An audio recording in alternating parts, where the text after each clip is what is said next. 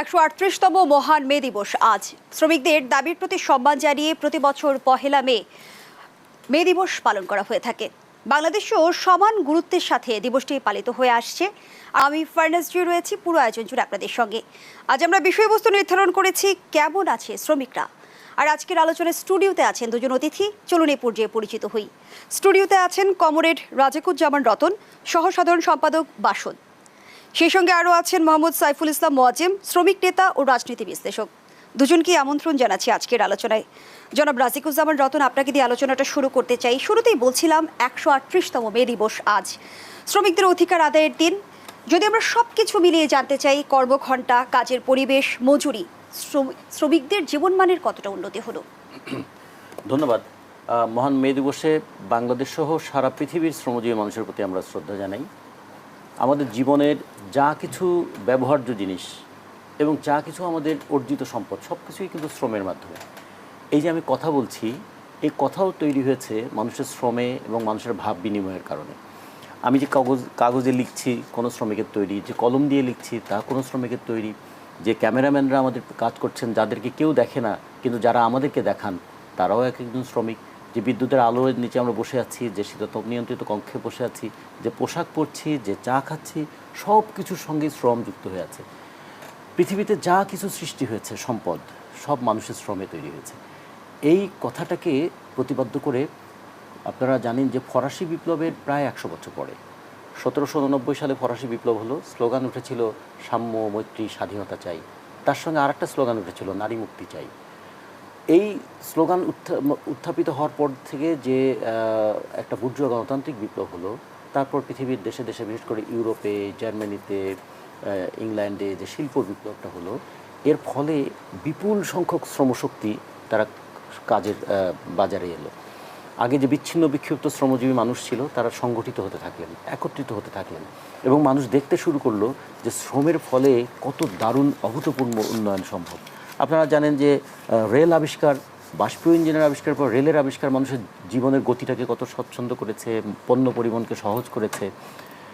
এটা যখন মানুষ দেখছে তখন তারা দেখলো তাদের শ্রমের ফলে সম্পদ তৈরি হচ্ছে, কিন্তু তাদের জীবনটা ক্রমাগত কাজের চাপে, কাজের ভারে ম্রিয়মাণ হয়ে পড়ছে। আপনারা জানেন যে 1846 সালে একটা বই লিখেছিলেন ফ্রেডারিক অ্যাঙ্গেলস। সে বইটা ছিল যে ইংল্যান্ডের যে কারখানা পরিদর্শক তাদের রিপোর্টের উপর ভিত্তি করে the condition of working man's in England. এবং সেই সময়ে মার্কস একটা ছোট্ট আর্টিকেল লিখেছিলেন যে পত্রিকায় একটা খবর বেরিয়েছিল যে একটা মেয়ে কাপড় সেলাই করতে করতে 3 দিন ধরে একটানা কাপড় সেলাই করতে করতেই মরে গেল। তখন পত্রিকার আর্টিকেল এসেছিল এরকম যে মেয়েটা হাতের কাজ শেষ না করেই মরে গেল। তো এইরকম যে শ্রমজীবী মানুষ, তার কর্মঘণ্টার কোনো নির্দিষ্ট সীমা ছিল না, তার মজুরির ক্ষেত্রে কোনো সীমা ছিল না। ফলে 1832 সালে একটা বড় আন্দোলন গড়ে ওঠে, 1838 সালে আন্দোলন গড়ে ওঠে, 1848 সালে ইউরোপের দেশে দেশে আন্দোলন গড়ে ওঠে, 1857 সালে আমেরিকার সুই কারখানার শ্রমিকরা, মেয়ে শ্রমিকরা বিশেষ করে বেরিয়ে আসে, যার ফলে আমরা বিশ্ব নারী দিবস পেয়েছি। তারপরে 1862 সাল, 1866 সাল, 1876 সাল, এরকম নানা আন্দোলনের মধ্য দিয়ে শেষ পর্যন্ত 1886 সালে সমস্ত দাবিগুলো এক জায়গায় সন্নিবেশিত হয় যে 8 ঘন্টা কর্মদিবস চাই। এবং তার অন্তরালে আর একটা দাবি ছিল এমন একটা মজুরি চাই যাতে 8 ঘন্টা কাজ করে আমি মানসম্পন্ন জীবনযাপন করতে পারি। এই আন্দোলনের উপর নিষ্ঠুর আক্রমণ হয়, নিপীড়ন হয় এবং পরবর্তীতে আন্দোলনের সঙ্গে যুক্ত নেতাদেরকে ফাঁসিতে ঝুলিয়ে হত্যা করা হয় যাতে শ্রমিকরা আর আন্দোলনে না আসে। কিন্তু শ্রমিকরা যখন পথ খুঁজে পেয়েছে আন্দোলনের এবং যখন তারা ভয়মুক্ত হতে পেরেছে, তখন এই আন্দোলন ছড়িয়ে পড়ে সেই অস্ট্রেলিয়া, আমেরিকা থেকে শুরু করে অস্ট্রেলিয়া, ইউরোপ, এমনকি আমাদের এই ভারতীয় উপমহাদেশেও তার ঢেউ আছড়ে পড়ে। ফলে 1889 সালের পর থেকেই বিশ্বব্যাপী পয়লা মেটাকে শ্রমিক সংহতি দিবস হিসেবে পালন করার সিদ্ধান্ত নেওয়া হয়। একটা জিনিস খেয়াল করে দেখুন, পৃথিবীতে যতগুলো পুঁজিবাদী দেশ আছে কোনো দেশে কিন্তু 8 ঘন্টা কর্মদিবস মানা হয় না। এমনকি একটা দুঃখজনক বিষয় হলো যে আমেরিকাতে শিকাগো শহরে মে দিবসের আন্দোলন সূচনা হয়েছিল, সেই আমেরিকাতে মে দিবস পালন করতে দেওয়া হয় না। আমেরিকাতে শ্রমিক দিবস একটা পালিত হয় সেপ্টেম্বর মাসের প্রথম সপ্তাহে। মে দিবসের ইতিহাসটাকে তারা ভুলিয়ে দিতে চেয়েছে। কখনো কখনো মে দিবসটাকে কার্নিভালে রূপান্তরিত করেছে, উৎসবে রূপান্তরিত করেছে, কিন্তু তার সংগ্রামের চেতনাটাকে ভুলিয়ে দেওয়ার চেষ্টা করেছে। সেটা গেল যেমন বিশ্বব্যাপী একটা দিক। বাংলাদেশেও যদি বলি, স্বাধীনতার পর 52 বছর পার হয়েছে। আমাদের যখন স্বাধীন হলাম তখন দেশটার জিডিপি ছিল $9 বিলিয়ন। আজকে দেশের জিডিপি হচ্ছে $450 বিলিয়ন। যখন দেশ স্বাধীন হয়েছে তখন মাথাপিছু আয় ছিল $110, এখন আমাদের মাথাপিছু আয় $2765। এগুলো যখন আমরা এই সূচকগুলো দেখি তখন আরও খেয়াল করি না এই সূচকগুলো তৈরি করার ক্ষেত্রে আমাদের 7,36,00,000 শ্রমজীবী মানুষের কী অপরিসীম ভূমিকা এখানে আছে। ফলে তাদের জীবনটা যদি দেখি, যে তাদের ন্যায্য মজুরি, 8 ঘন্টা কাজের সঙ্গে তো যুক্ত ছিল ন্যায্য মজুরির প্রশ্ন। বাংলাদেশের যে শ্রম আইনের 100 ধারায় আছে, যে 100তম ধারায় যে কর্মঘণ্টা হবে, কর্মদিবস হবে 8 ঘন্টা, কিন্তু পরেই ওখানে বলা আছে যে প্রয়োজনে আরও 2 ঘন্টা কাজ করানো যাবে। তার মানে কর্মদিবস হয়ে গেল 10 ঘন্টা। ফলে এখনও 138 বছর পরেও আমরা ঠিক আইনসঙ্গতভাবে 8 ঘন্টা কর্মদিবসটা শ্রমিকরা পায়নি। আবার ধরুন আমাদের 7,36,00,000 শ্রমজীবীর মধ্যে 6,25,00,000 শ্রমজীবী হচ্ছে ইনফর্মাল খাতে কাজ করেন।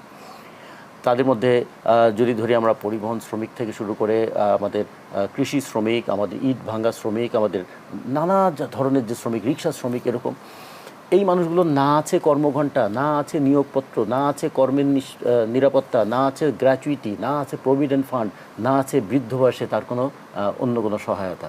এই ক্ষেত্রে শ্রমিকদেরকে সংগঠিত করা, সচেতন করার জন্য মূল দায়িত্ব পালন করতে হয় ট্রেড ইউনিয়নকে। আমাদের শ্রম আইনে ধারা 354টা ধারায় আমাদের শ্রম আইন বিভক্ত। তার মধ্যে এমন কয়েকটা ধারা এমন আছে যার ফলে শ্রমিকদের ট্রেড ইউনিয়ন করার অধিকার পদে পদে লঙ্ঘিত হয়। এবং যে কারণে দেখবেন বাংলাদেশে 7,36,00,000 শ্রমিকের মধ্যে মাত্র 32,00,000 শ্রমিক তারা ট্রেড ইউনিয়নের সদস্য। আমাদের প্রায় 2 লক্ষের মতো শিল্প প্রতিষ্ঠান আছে, মাত্র 10,000 শিল্প প্রতিষ্ঠানের মধ্যে ট্রেড ইউনিয়ন আছে। ফলে শ্রমিকরা ট্রেড ইউনিয়ন করতে পারছে না বলে তারা সচেতন হওয়া, সংগঠিত হওয়া, তাদের অধিকার নিয়ে দর কষাকষি করা কোনো কিছু করতে পারছে না। ফলে মে দিবসের এই দিবসে আমরা যদি বলি 138 বছর পরেও আমাদের বলতে হচ্ছে আমাদের কর্মঘণ্টা চাই 8 ঘন্টা, আমরা ন্যায্য মজুরি চাই, ট্রেড ইউনিয়ন অধিকার চাই এবং একটা গণতান্ত্রিক শ্রম আইন চাই।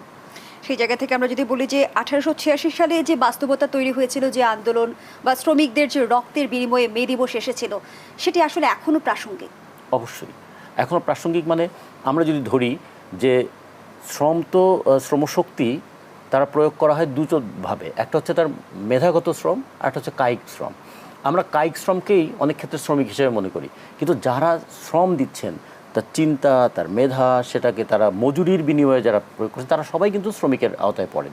সেই ক্ষেত্রে দেখুন আমাদের অপ্রাতিষ্ঠানিক খাতের শ্রমিকরা যেমন, বেসরকারি খাতের শ্রমিক, আমাদের আউটসোর্সিংয়ের শ্রমিক, তাদের জীবনটা কত কত ঝুঁকিপূর্ণ, তাদের কাজের এবং জীবিকার কোনো নিশ্চয়তা কি আছে। আর একটা বিষয় খুবই গুরুত্বপূর্ণ, আমাদের একের পর এক শিল্প দুর্ঘটনা যখন হয় তখন আমরা দেখি যে শ্রমিকদের শ্রম যেমন সস্তা, শ্রমিকদের জীবনটাও মূল্যহীন। যে একজন শ্রমিক কর্মক্ষেত্রে মৃত্যুবরণ করলে তার ক্ষতিপূরণ মাত্র 2 লাখ টাকা। আমাদের বলা হচ্ছে যে মাথাপিছু আয় $2,765, আর কর্মক্ষেত্রে কেউ মৃত্যুবরণ করলে তার ক্ষতিপূরণ হচ্ছে $2,000। মানে 1 বছরের মাথাপিছু ইনকামের চাইতেও একজন শ্রমিকের মৃত্যুজনিত ক্ষতিপূরণ কম। বাকিটা কি? তার অনুদান। ফলে অধিকারের জায়গায় কত পিছিয়ে আছে শ্রমিকরা। ফলে এগুলো যদি আমরা খেয়াল করি তাহলে দেখব এক্ষেত্রে শ্রমিকদের একটা সচেতনতা দরকার। সচেতনতার জন্য ট্রেড ইউনিয়ন শ্রমিকদের স্কুল হিসেবে কাজ করে। সেই ট্রেড ইউনিয়নটা যদি গড়ে না ওঠে, আর ক্ষমতায় যারা থাকেন তারা তাদের মতো করে ট্রেড ইউনিয়নকে যদি নিয়ন্ত্রণ করার চেষ্টা করেন, তাহলে সংখ্যায় কিছু কিছু ট্রেড ইউনিয়ন আছে তারা সবসময় সরকারি ক্ষমতায় যারা থাকেন তাদের আনুগত্য করেন, অথবা ট্রেড ইউনিয়ন নেতারাও কখনো কখনো মালিকদের পক্ষে কাজ করে শ্রমিকদের বিপক্ষে ভূমিকা পালন করেন। সব মিলিয়ে প্রথমত সচেতন ট্রেড ইউনিয়ন নাই, যে সমস্ত ট্রেড ইউনিয়ন আছে তাও অনেক সময় শ্রমিকদের পক্ষে কাজ করছে না। ফলে শ্রমিকরা নিপীড়িত হচ্ছে, তাদের মধ্যে বিক্ষোভ আছে, কিন্তু সচেতন প্রতিরোধ তারা গড়ে তুলতে পারছে না। জনাব রাজিকুজ্জামান রতন, আপনার বক্তব্যের মাঝেই কিন্তু শ্রমিকরা নিষ্পেষিত হচ্ছে, নিপীড়িত হচ্ছে, অনেক বিষয় উঠে আসলো এবং শ্রমিকরা এখনও তাদের ন্যায্য অধিকার থেকে বঞ্চিত হচ্ছে।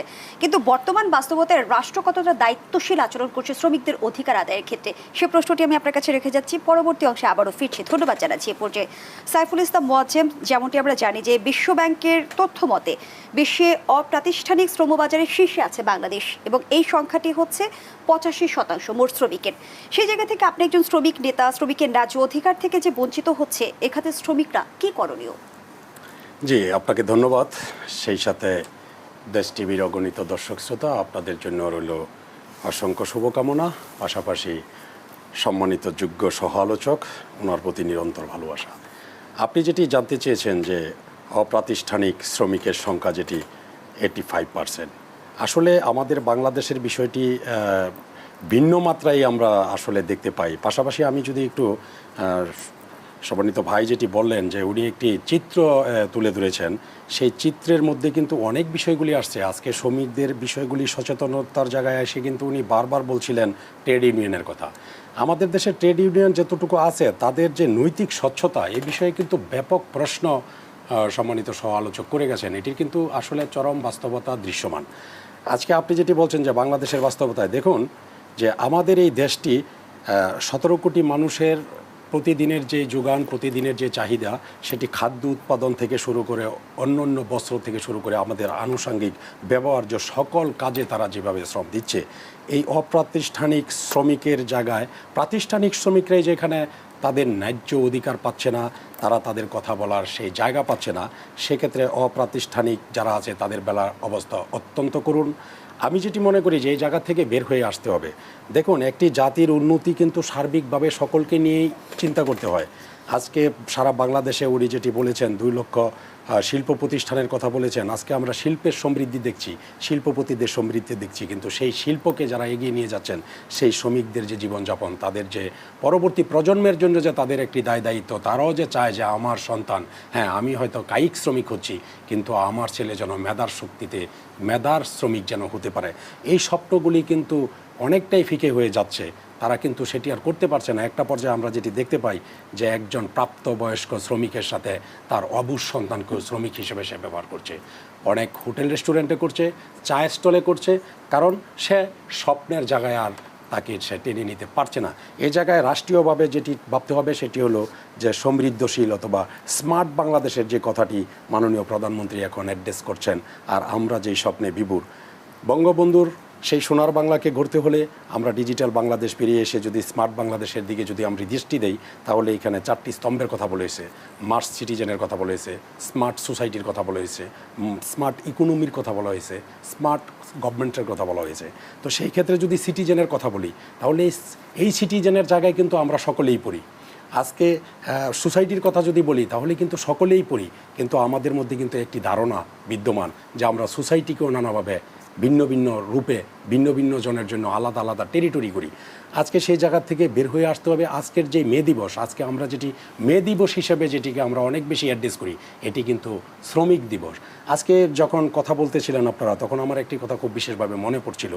আমি যে সংগঠনে দায়িত্ব পালন করছি, এটিও একটি অধিকার বঞ্চিত হওয়ার সূত্র ধরেই কিন্তু 1986 সালে প্রতিষ্ঠিত। আমি স্থানীয় সরকারের একটি টায়ারে নির্বাচিত প্রতিনিধিদের যেহেতু সংগঠনের নেতৃত্ব দিচ্ছি, সেটি কিন্তু ভাই ভালো করেই জানবেন যে 1983-র যে আইনটি হয়েছিল, স্থানীয় সরকার আইন, সেখানে এই পরিষদের মেয়াদটিকে 5 বছর থেকে 3 বছর করে ফেলা হয়েছিল। তারই একটি ক্ষোভ প্রকাশ করতে গিয়ে এই সংগঠন সংগঠিত হয়, যেটি আজকে 2024 সালেও তার কর্মকাণ্ড অব্যাহত রেখেছে। আমি খুব গভীরভাবে ভাবতেছিলাম যে আমাদের এই সংগঠনেরও 100 বছর আগে, সেটি 1886 সালকে যদি প্রাতিষ্ঠানিক একটি আন্দোলনের কথা বলি, ভাই কিন্তু বলছিলেন যে সেই 1800 সালের পুরোটু সময় ধরেই বিভিন্ন ফেজে গিয়ে কিন্তু এই আন্দোলনগুলি হয়েছে। সেই দিন একটি ঘটনায় 12 জন মানুষের এক রকমের প্রশ্নবোধক বিচারের মাধ্যমে কিন্তু তাদেরকে ফাঁসি দেওয়া হয়েছিল। সেই সূত্র ধরেই কিন্তু আজকের এই শ্রমিক দিবস অথবা আজকের এই মে দিবস। অত্যন্ত দুঃখজনক আরেকটি শব্দ উনি উচ্চারণ করেছে, জানি না দর্শক কতটুকু সেটি তারা নিতে পেরেছে। উনি কিন্তু বলেছে যে শিকাগো শহরে সেই ঘটনাটি ঘটেছিল, সেই শিকাগোতেও আজকে সেই অধিকারের জায়গায় কথা বলতে একরকমের নিষেধ আরোপ করা হয়েছে। একটি মার্কিন যুক্তরাষ্ট্রের মতো রাষ্ট্রে যদি এই ঘটনা হয়, আমাদের বাংলাদেশের যে বাস্তবতা, সেই জায়গায় আমাদের আসলে স্বপ্ন আরও অনেক বেশি ম্লান হয়ে যায়। আমাদের সেই স্বপ্নের জায়গা কিন্তু অনেক গোলা হয়ে যায়। আমি তারপরও যেটি আশাবাদী মানুষ হিসেবে চিন্তা করব যে আজকে আমরা এই জায়গায় যেতে হবে যে সকল মানুষকে নিয়ে, সকল মানুষের শ্রম, মেধা, বুদ্ধি এবং সকলের সম্মিলিত একটি ব্যবস্থার মাধ্যমে যেরকম অর্থনীতি এগিয়ে যায়, তেমনইভাবে শিল্প এগিয়ে যায়, তেমনইভাবে একটি সমাজ এবং রাষ্ট্র এগিয়ে যায়। সাইফুল ইসলাম ওয়াজিব, সেখানেও প্রশ্ন থাকে, প্রতি বছরই তো মে দিবস আসে, মে দিবস যায়, শ্রমিকের ভাগ্য কতটা বদলায়? একটা বিরতির সময় হয়েছে, বিরতি থেকে ফিরে এসে শুনবো। প্রিয় দর্শক, ভিশন স্মার্ট টিভি নিবেদিত দেশ সন্ধ্যা থেকে এই পর্যায়ে একটা বিরতি নিচ্ছে, সাথেই থাকুন।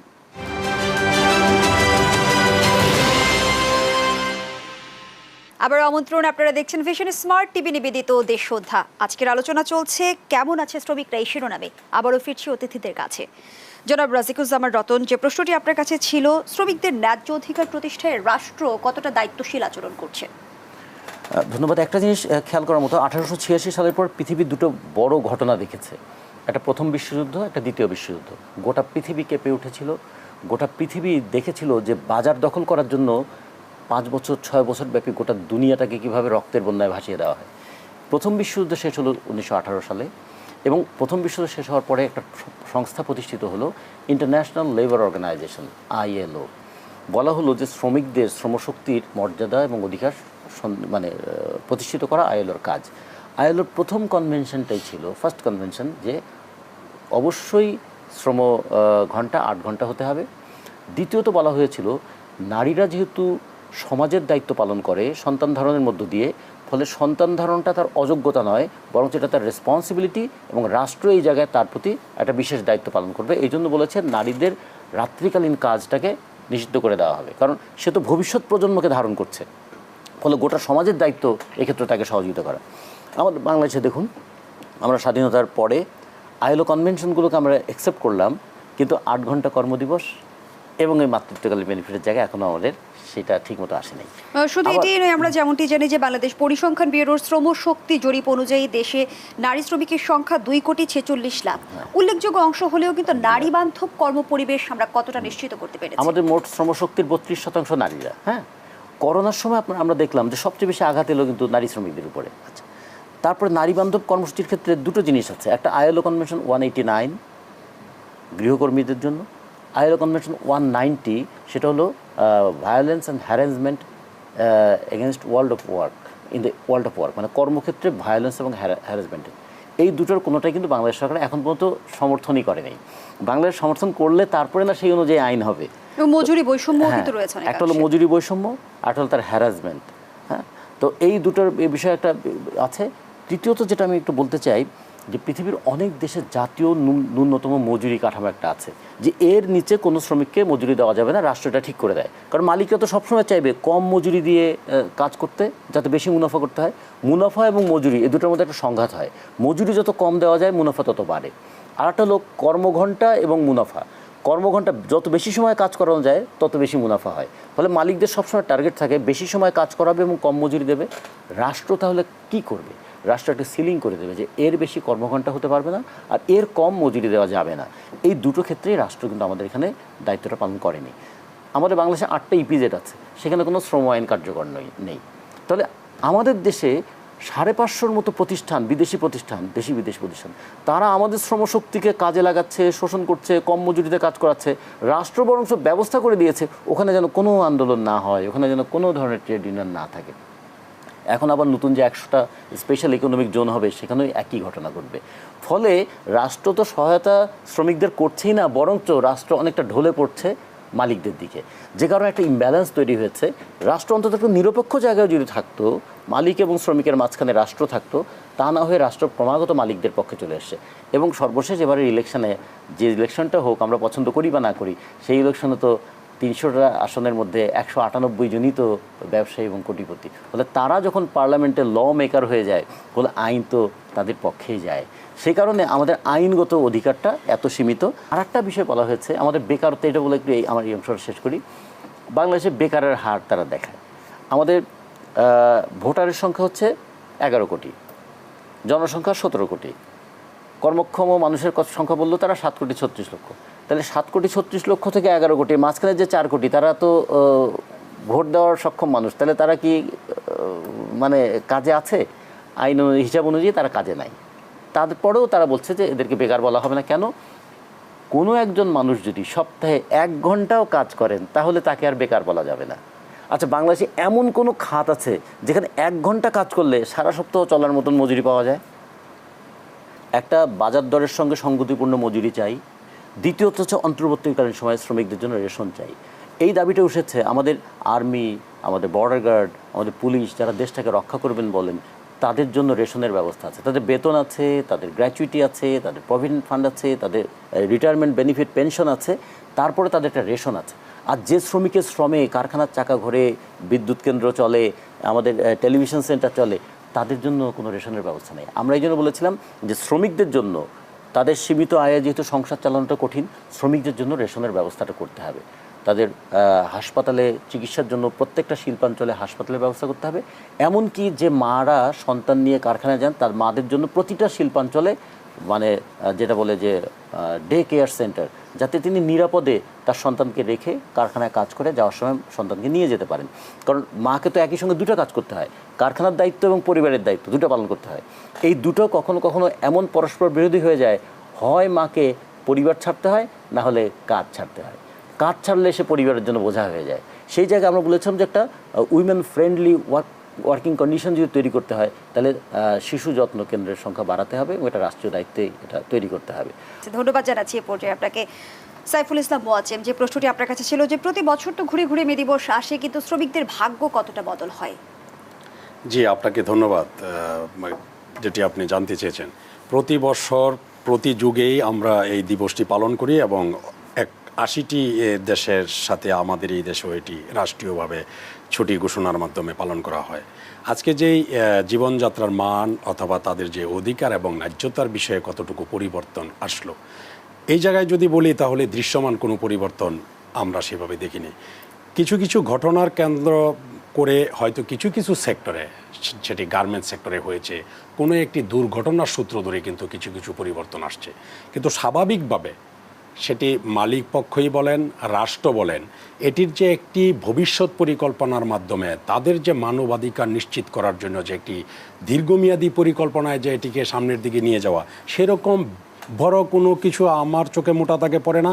আরেকটি বিষয় যেটি ভাই বললেন যে এখানে যেই বেকারত্বের যে একটি অংশ, উনি প্রায় 4 কোটির মতো একটি ফিগার নিয়ে আসছেন, সেটিকে আবার করা হয়েছে, ইঙ্গিত করা হয়েছে যে 1 ঘন্টা কাজ করলেও তিনি বেকার হিসাবে উনি বিবেচিত হবেন না। আজকে দেখুন যে উনি এটি বলতে গিয়ে যেটি বললেন যে এই খাতায় ওনার নাম আর থাকবে না, বেকারের খাতায়। আসলে এই পরিসংখ্যান যারা করেছে অথবা এই পরিসংখ্যানের যারা ধারক বাহক, তাদের তো পাতায় পাতায় সমস্যা আছে।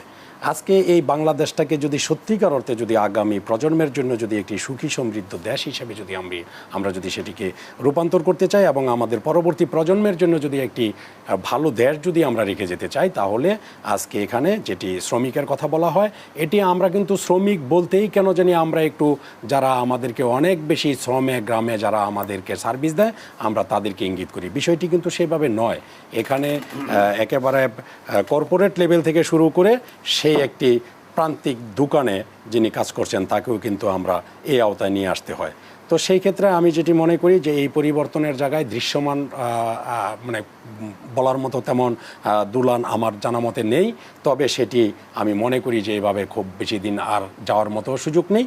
এটিকে আমাদের অবশ্যই রাষ্ট্রীয়ভাবে নিশ্চিত করতে হবে। ভাই অনেকগুলি পরিসংখ্যানের মাধ্যমে এবং চমৎকার কিছু যুক্তির মাধ্যমে যে কথাগুলি বলেছেন, এটি কিন্তু রাজনীতির বাইরের ইস্যু। আজকে এই শ্রমিকের মধ্যে কিন্তু সকল ধর্মের, সকল বর্ণের, সকল গোত্রের এবং সকল দলের সকলেই কিন্তু এখানে আছে। অতএব এটি একটি কমপ্লিট একটি রাষ্ট্রের কল্যাণকে ইঙ্গিত করে আজকের এই বিষয়টি। সেক্ষেত্রে আমরা এই বাংলাদেশকে যেহেতু একটি যুদ্ধের মাধ্যমে পেয়েছি, 30 লক্ষ শহীদের সেই রক্তের বিনিময়ে অর্জিত কেনা এই বাংলাদেশকে পেয়েছি, সেই বাংলাদেশে আমরা যেটি মনে করি আজকে যারা শ্রম দিচ্ছে, ঘাম জড়াচ্ছে, আজকে দেখেন আজকে যে তাপমাত্রায় আমরা এসি রুমে বসে অনেকটা অস্বস্তি ফিল করছি, সেখানে কিন্তু রুটি এবং রুজির তাগিদে প্রত্যেকেই কিন্তু যার যার স্ব কাজগুলি কিন্তু তারা করছেন। এখানে কিন্তু কোনো জায়গা থেকে বলা হয়নি যে আজকে তোমরা অফিস 2 ঘন্টা পরে করলেও হবে, আজকে বিকালের পরে চলে গেলেও হবে। প্রত্যেকটা জায়গায় কিন্তু তার যে উৎপাদন, তার যে বাজারের যে চাহিদা, সেটিকে নিশ্চিত করার জন্য শ্রমিককে কিন্তু তার হাজিরা ঠিকই দিতে হচ্ছে। এবং আজকের যে মে দিবস, আজকে যদি সার্বিকভাবে আপনি দেখেন যে ঢাকা শহরে হয়তো একটি বন্ধের দিনের আমেজই কিন্তু আছে, তারপরে আমরা বলতে পারবো না যে শতভাগ এখানে কর্ম বন্ধ আছে। তার মানে একটি পক্ষ তার প্রয়োজনে যেমন প্রতিষ্ঠান খোলা রাখছেন, আরেকটা পক্ষ কিন্তু সেই তার যে রুটি রুজির যেই সংস্থান হচ্ছে, যে তার কর্মের মাধ্যমে সেটি নিশ্চিত হচ্ছে, সেটিকে কিন্তু টিকিয়ে রাখার জন্য এখানে তিনি হাজির হচ্ছেন। তার পক্ষে মে দিবস কি, শ্রমিক দিবস কি, 1886 সালেই বা কী ঘটনা ঘটেছিল, অথবা আজকে এই 2086 সালে কোথায় যাবে আমাদের এই বাংলাদেশ, এই বিষয়টা ভাবার মতো 5 মিনিট সময় তার নাই। তার প্রতি 5 সেকেন্ড ভাবতে হচ্ছে তার নিজেকে নিয়ে।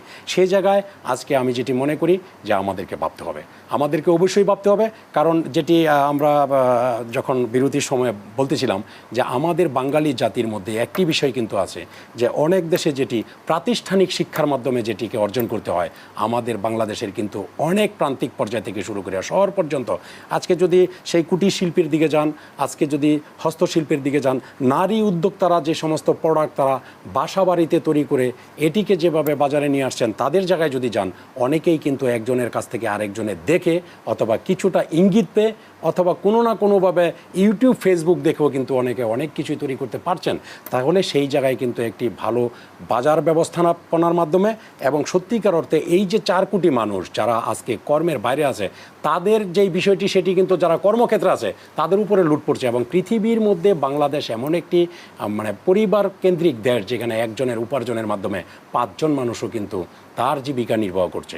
অতএব একজন মানুষ কিন্তু পরিবার, আমরা যেটি হয় যে অনেক সময় কাউকে যতক্ষণ আমরা স্বাভাবিক মৃত্যুতে অথবা অস্বাভাবিকভাবে যদি হারাই, তখন কিন্তু বলা হয় যে পরিবারের হাল কে ধরবে। তার মানে সে কিন্তু শুধু তাকে নিয়ে চলে নাই, তার চলতে হচ্ছে একটি পরিবারকে নিয়ে, যেটি পৃথিবীর অনেক দেশে যার চলাটা সে চলে, অন্য দায়িত্ব নিতে হয় না। তাহলে আজকে আমাদের সেই জায়গাগুলিতে অনেক বেশি ভাবতে হবে আমাদের। ভিশন স্মার্ট টিভি নিবেদিত দেশ সন্ধ্যার এই পর্যায়ে আবারও বিরতিতে যাচ্ছি, আমাদের সাথেই থাকুন। আবারও আমন্ত্রণ, আপনারা দেখছেন ভিশন স্মার্ট টিভি নিবেদিত দেশ সন্ধ্যা। আমরা আবারও ফিরছি আলোচনায়। জনাব রাজিকুজ্জামান রতন, এবার একটু উপজেলা নির্বাচন প্রসঙ্গে আসতে চাই। আমরা জানি যে আগামী 8 মে প্রথম ধাপের উপজেলা নির্বাচন অনুষ্ঠিত হতে যাচ্ছে এবং উপজেলা নির্বাচন কিন্তু এবার উদ্বেগ উৎকণ্ঠা অনেকাংশেই বাড়িয়ে দিয়েছে। জাতীয় নির্বাচনের মাত্র 4 মাস পরে অনুষ্ঠিত হতে যাচ্ছে নির্বাচন এবং বলাই যায় বড় দুই দলই যদিও ভিন্ন ভিন্ন উপায়ে তারা অস্বস্তি পড়েছে। আপনার পর্যবেক্ষণ? এর আগে একটু সামান্য জিনিস যুক্ত করে দিতে চাই যে একটা দেশ যখন বিবেচনা করি তখন আমরা বিবেচনা করি সে দেশের জনগোষ্ঠী কেমন আছে, জনগোষ্ঠীর মধ্যে শ্রমজীবী মানুষরা কেমন আছে। শ্রমজীবী মানুষের যদি 7,36,00,000 শ্রমজীবী মানুষের জীবনে ট্রেড ইউনিয়ন রাইট না থাকে, তার গণতান্ত্রিক অধিকারটা যদি না থাকে, তাহলে দেশে গণতন্ত্রের চর্চাটা কেমন করে হবে? তার প্রভাব আমরা দেখছি। শিক্ষা প্রতিষ্ঠানগুলোতে ছাত্র সংসদ নির্বাচন নাই, ফলে ওখানে গণতন্ত্রের চর্চা নাই। শিল্পাঞ্চলে নাই। আবার আমরা কৃষকদের মধ্যে সংগঠিত হওয়ার কোনো সুযোগ নাই, ফলে দেশে গণতন্ত্রের চর্চাটা কেমন করে হবে? যে কারণে একটার সঙ্গে আরেকটা এমনভাবে যুক্ত হয়ে আছে যে যখন নির্বাচন আসে তখন নির্বাচনটা হয়ে যায় মনে হয় টাকাওয়ালাদের একটা মহোৎসবের ব্যাপার। একটা সময় নির্বাচন ছিল বাংলাদেশের সবচেয়ে বড় অসাম্প্রদায়িক উৎসব, কারণ ধর্মীয় উৎসবে বিশেষ ধর্মের মানুষরাই এটা পালন করতেন। কিন্তু এই নির্বাচনে যে কেউ যে কারোর সঙ্গে কথা বলতে পারতেন, যে কারোর বাসায় যেতে পারতেন, যে কারোর সঙ্গে মত বিনিময় করতে পারতেন। ফলে বাংলাদেশের যতগুলো অসাম্প্রদায়িক আয়োজন ছিল তার মধ্যে একটা পয়লা বৈশাখ আর দ্বিতীয়টা ছিল এই নির্বাচন। সেই নির্বাচনটা যখন টাকার খেলায় পর্যবসিত হয়ে গেল, নির্বাচনের ফলে নির্বাচিত হওয়ার মধ্য দিয়ে যখন সম্পদ বৃদ্ধির একটা নতুন রাস্তা খুলে গেল, তখন ক্ষমতা এবং সম্পদ এ দুটো হাত ধরাধরি করে বাড়তে শুরু করলো। ফলে সম্পদ যখন বাড়ে, অন্যকে যখন সম্পদহীন করে ফেলে, ক্ষমতাও যখন বাড়ে তখন অন্যদেরকে ক্ষমতাহীন করে ফেলে।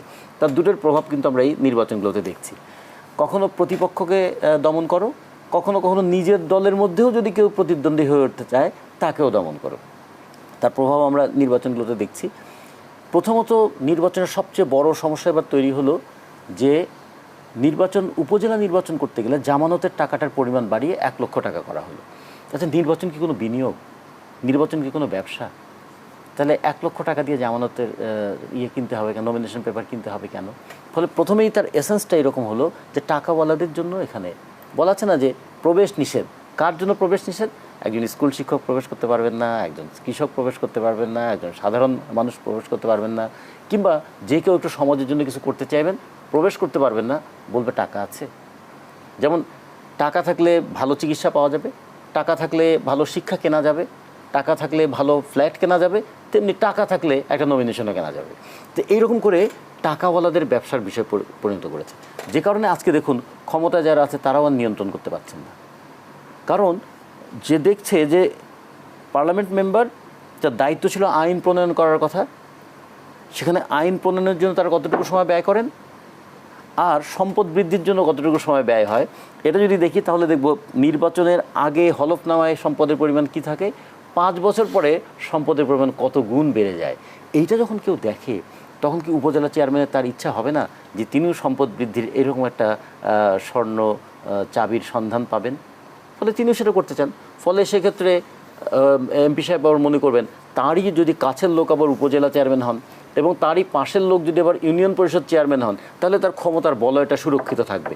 যে কারণে এখন চেষ্টা করেও এমপিদেরকে নিয়ন্ত্রণ করতে পারছেন না, তাদের আত্মীয় কিংবা তার পছন্দের লোকদেরকে নমিনেশন দেওয়া থাকে। ফলে পুরো বিষয়টা দাঁড়ালো জনগণের মতামত নয়, ক্ষমতাকে সংহত করা এবং কুক্ষিতগত করার একটা প্রচেষ্টা। ফলে এর মধ্য দিয়ে সবার আগে নিহত হলো গণতান্ত্রিক চেতনা, আর এখানে প্রতিষ্ঠিত হলো অর্থ এবং ক্ষমতার একটা নতুন রাজত্ব। ফলে আমরা এই জন্য মনে করি উপজেলা নির্বাচন সেটা গণতন্ত্রকে তো সংহত করছেই না, বরঞ্চ গণতন্ত্রের ক্ষেত্রে একটা নতুন সংকট তৈরি করলো।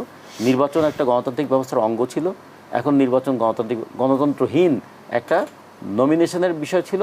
এখন সেটা হলো কর্তৃত্ব এবং ক্ষমতা প্রতিষ্ঠার এক একটা করে নতুন নতুন ছোট ছোট, আগে যেমন জায়গিরদাররা জায়গির দান করা হতো জায়গিরদারকে, এখন এক একজনকে এক একটা এলাকা দান করে ফেলা হবে, তিনি এই এলাকার সর্বেসর্বা হয়ে উঠবে। যদি এই পরিস্থিতি চলতে থাকে একটা সময় যে কি জনগণ নির্বাচন বিমুখ হয়ে উঠবে?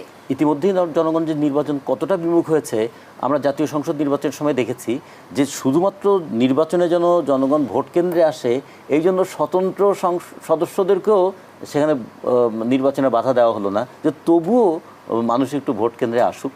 এরপরেও তো যদি ধরি নির্বাচন কমিশনের কথাটাই ঠিক, 41% ভোট দিতে গিয়েছে, তার মানে সেখানে তো 59% মানুষ তো ভোট দিতে যায়নি, একটা বড় অংশ যায়নি। ধন্যবাদ জানাচ্ছি জনাব রাজিকুজ্জামান রতন।